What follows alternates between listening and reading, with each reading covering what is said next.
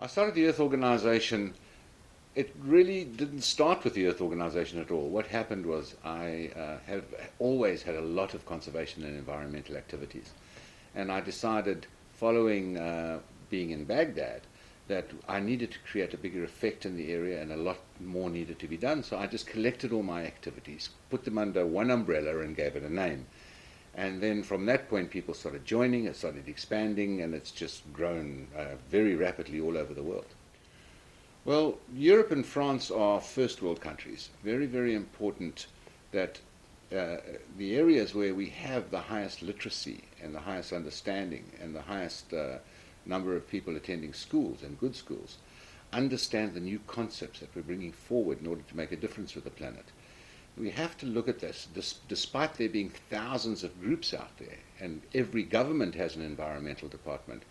The problem we're facing is that the statistics on the planet continue to go down from an animal and life perspective, from an environmental perspective.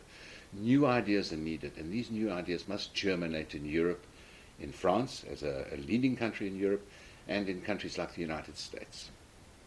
Must be handled first in order to deal with the excess CO2 emissions is public awareness. We need the public to know what's going on. Children must understand the phenomena. They must know that CO2 is trapping the heat and creating a greenhouse effect.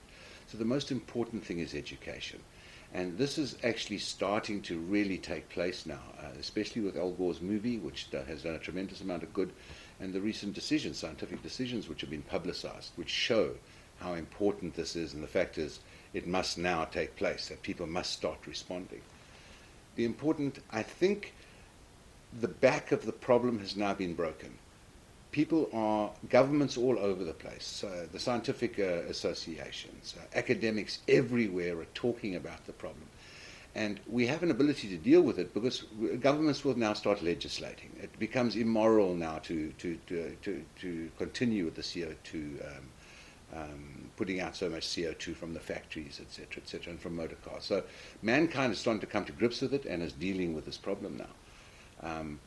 There is another side to this, though, and that there are a lot of prominent scientists who are still saying that this whole thing is cyclical, that it's not it's not man-made. We have to keep our minds open to this. We can't just close it. At the moment, it seems to me that it's a little bit like the migration of the million wildebeest through the Masai Mara. Everyone's just going down the road. Mankind's created all these problems. There are a lot of very well-respected scholars who do not believe it's the case. The Earth Organization's point of view is we shouldn't be putting all this muck into the atmosphere anyway. The emissions need to be, the carbon-based emissions need to stop. We need to control it, we need to get on top of it. As mankind, we need to get on top of it.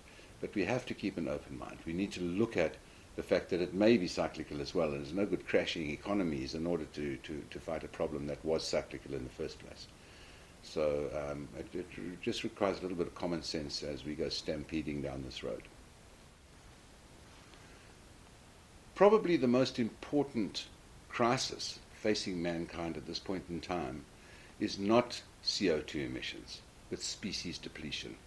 We're facing an extinction of species across this planet at this point in time, which is quite unprecedented.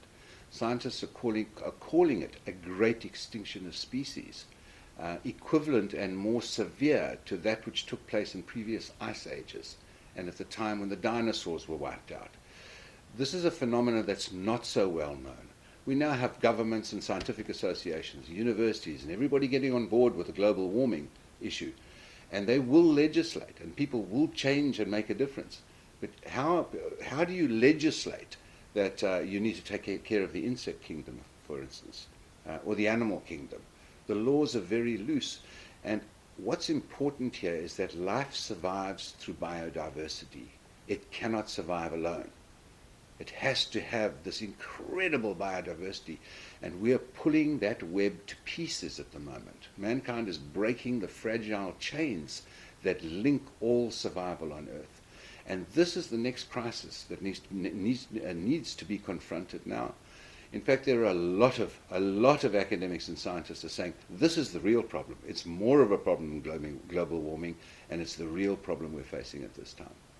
So this is an area that the Earth Organization is going to severely focus on. Life is a joint effort. None survive alone. Despite our civilized state today, despite the fact that we have access to technology and scientific discoveries unheard of in the past, there's a fundamental error that remains almost in the psyches of human beings, even in first world countries. And that is a misunderstanding of the role of the plant and animal kingdoms. I was asked a question recently, which is more important, a man or an animal? And that question is just a question that can't be answered and leads one down a wrong path, because the answer is that we live in association, and because of our dependency, our interdependency with the plant and animal kingdoms. And that understanding has to be brought to the fore. It's not a case of man is more important than animals. We need to have a planet to survive on. The plant and animal kingdoms are part of glorious life itself surviving, of which we are part of and which we are independent with. We survive as families, we survive as groups, we survive with and for the plant and animal kingdoms, we survive in a life-giving environment. All of these things are important.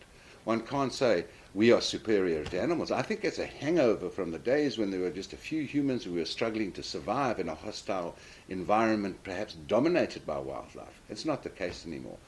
The wildlife kingdom has been completely overwhelmed by technology and uncaring man. And we must know that our fate on this planet is very, very closely linked to the fate of the plant and animal kingdoms. This is something people have to learn again or relearn.